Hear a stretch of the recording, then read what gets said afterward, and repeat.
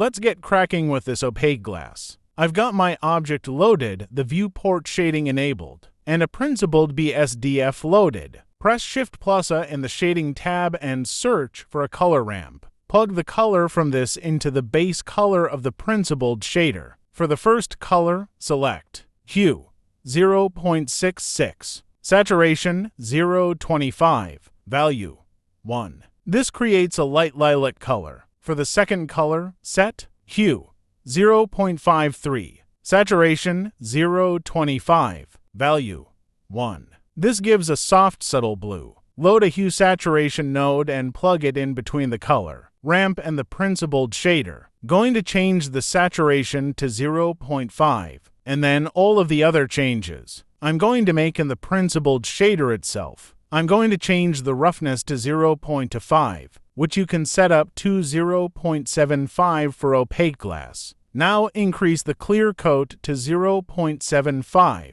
and set the clear coat roughness to 0.5. I'm putting the transmission all the way up to 1 to give us transparency. But if you want completely opaque glass, set this to 0.